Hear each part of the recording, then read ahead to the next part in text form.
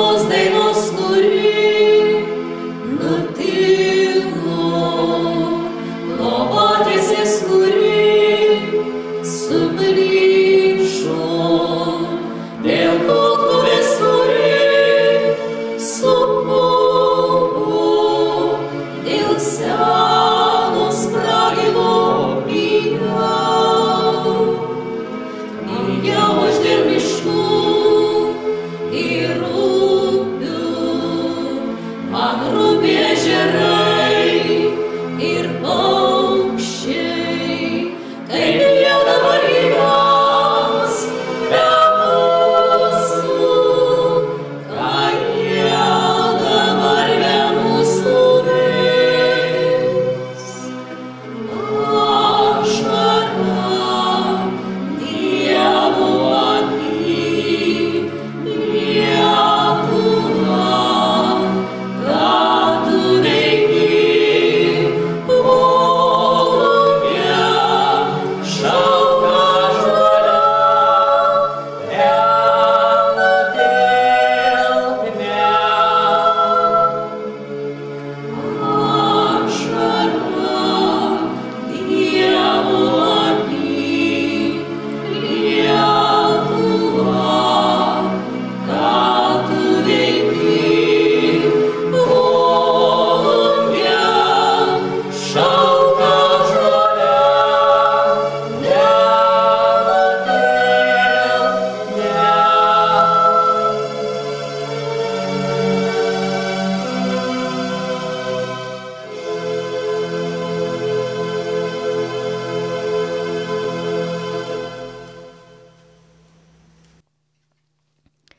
Šaukėnai daugelio žmonių gimtasis kraštas, palikęs juose upių, upokšnių, miškelių, piliakalnių ir ežerų meilę. Jų gamtos romantika švelnina žmogaus charakterį. Kelmės rajone, Šaukėnų seniūnijoje yra 7 ežerai. Keletas ežerėlių davė vardus iš jų ištekamiems upeliams. Pavyzdžiui, iš Ilgaežerio išteka Ilgos upė, kuri pratekėjusi pro Judlės ežerą įteka į Šoną, o šis savo vandenis neša į Ventą. Upeliai tarsi mažesniųjų upių broliai. Jie yra trumpesni ir siauresni, o upės plotis turi būti didesnis negu 5 metrai. Tad pro Šaukėnus prateka viena Ventos upė, per pievas ir miškus ir kaimus. Vingiuoja Ventos juosta. Seniai per Žemaitiją tekanti upė dar neturėjo pavadinimo. Todėl prie jos gyvenantys žmonės paprasčiausiai ją vadindavo plačia upe. Norėdami praeiti į kitą upės krantą, ieškodavo susiaurėjusios ir negilios vietos, nes dar nemokėjo statyti tiltų nei lieptų. Taip atsitiko, kad vienoje upės pusėje gyvenantis jaunikaitis pamilo kitoje pusėje gyvenančią skaisčią, ilgakasę mergaitę. Norėdamas nueiti pas ją, kiekvieną kartą turėdavo ieškoti tos siauros upės vietos. Kartą, kai jaunikaitis išsiruošė pas mergelę, buvo didelis rūkas. Jis ėjo, o upės susiaurėjimo vis nerado, pavargo, neteko vilties ir suklupęs šnibžda. Vėl ta upė, vėl ta upė, vėl ta upė. Taip ši upė ir gavo Veltos, vėliau tapusios Venta, pavadinimą.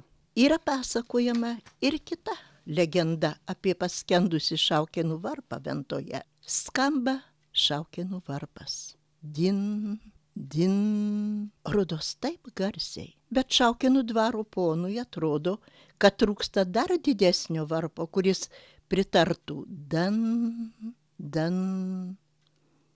Kaip būtų gražu ir iškilminga 7 parapijose būtų girdėti toks skambus din, dan, din, dan.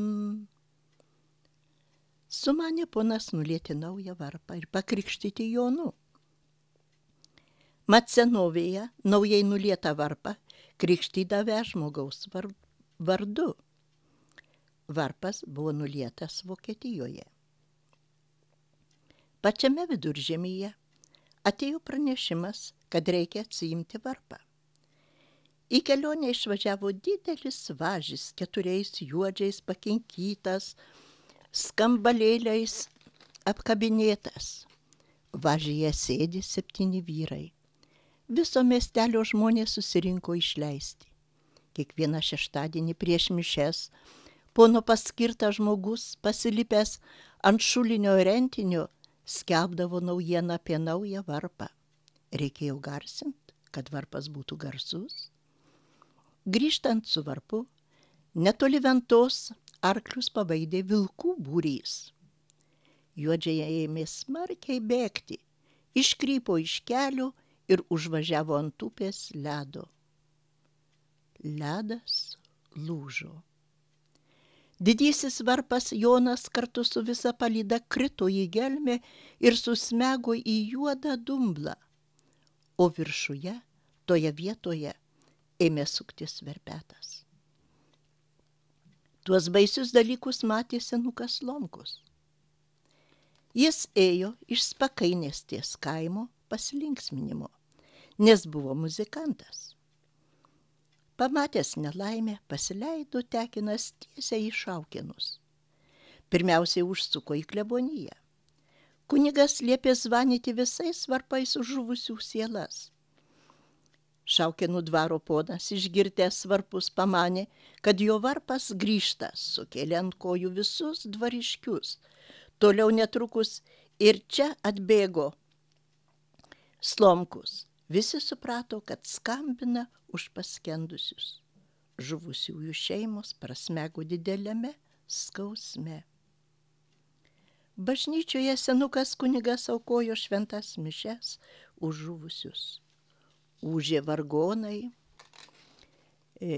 kanapinės virves traukė varpininkė, bažnyčios varpas visų garsumų rėkė din, din, o Ventos gelmėje girdėjosi atsakas dan, dan, brolau, skendau, dau. Verpetas upės gelmėj sukas ir dabar. O kai tik varpiniai suskamba varpas, Ventoje atsiliepia kito varpo garsas. Gaila senam kunigui visų žuvusiųjų, bet užvis gailiau savo mielojo paklusniojo maršalkos Karolio, kuris paskendo kartu su varpu. Eina kunigas naktį per šventorių. Toks gilus skausmas spaudžia jam širdį. Rodos gyvas Karolis stovi jam akyse. O čia, ant klevo šakos tupėdamas juodvarnis, šaižiu balsu karkia. Karol, Karol, Karol. Netoli Paklibakių kaimo, prie Šaukenai užvenčio kelio, tyvuliuoja Ventos labai gili sietuva, nuo senovės devyngalve vadinama. Nebuvo metų, kad kas nors nenuskęstų, o kai Ventoj nusenka vanduo, tai pro pat devyngalvę atsirasdavo tokia siaura brasta. Devyngalvės vardą gavo nuo to laiko, kai iš karto paskendo 9 vyrai, matuliai, 8 sūnūs ir tėvas. Žiemą arba rudenį, kai pakildavo vanduo, reikėjo eiti aplinkui per Slabadą 7 kilometrus į Beržinų dvarą dirbti. Matuliai turėjo 10 vaikų, 8 sūnus ir 2 dukras. Žmona buvo labai graži, darbšti. Prisodindavo bulvių, prikuldavo kanapių 3 duonkubilius, aguonų kelis gorčius, prisūdydavo grybų po silkinę statinaitę, o kur dar uogos, virtos ir džiovintos. Ant trobos kabojo keli glėbiai šermukšnių uogų, grūdus pati sumaldavo girnomis. Pirmais metais jiems gimė dvynukai. Lygiai po 2 metų ir vėl dvyniai. Dar vėliau prisidėjo dar 4 sūneliai, po to dukrelės dvynukės Domicėlė ir Petronėlė. Peršinų dvaro laukai užderėjo gražių derliumi. Ponas liepė patiems geriausiems darbininkams duoti po pūrą rugių viršaus, o matuliams pirmiausia. Su dideliu džiaugsmu matuliai nešėsi rugius ir svajojo apie kvepiančią duoną. Besikeliant per ventą, staiga paslydo vyresnysis sūnus su visais rugiais į Sietuvą. Taip vieni kitus gelbėdami paskendo visi.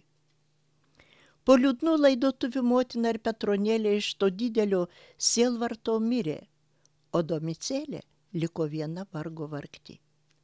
Kiek motina paliko drobių prie austų, atkirpo po stuomenį broliams ir nešė vėlinių dieną ant kapinių, kabino ant kryžiaus.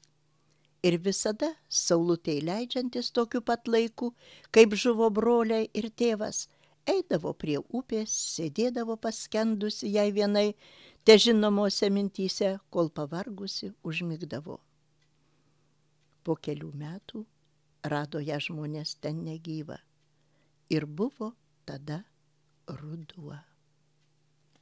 Šonos upė išteka iš Šonos ežero. Teka pro Galvydiškę, pro Šonos kaimą ir atitekėjusi į Šaukėnus pasiekia Ventą. Šona tai Ventos intakas, o Ilgos upė ties Šaukėnais įteka į Šonos upę. 2003 metais buvo užėjusi didelė liūtis. Fotografas Eugenijus Ambrazas tik į 2 dieną po liūties įamžino Šonos upę. Ir tai vietoj daržų matome tyvuliuojant vandenį. Prie Šonos upelio, ties Galvydiškės kaimo, tiesiog vežė rūgtys gyvatžolės, kurių šaknų nuoviros liaudies medicinoje vartojamos nuo gyvatės įkandinimo. Senovėje prie Šonos upelio yra buvę 2 vandens malūnai. Vienas Šaukėnuose, antras Kartoklių kaime. Taip atrodė Šonos upė per 2006 metų potvynį, kurį sukėlė didelė liūtis. Aleksandra Šmitienė, 90 metų, pamena, kai buvo dar vaikas, Šonos upė patvindavo iki 60 metrų platumo. Žiemą, kai užšaldavo Šonos upė, mokytojas Paražinskas vesdavo mokinius čiužinėti. Kitas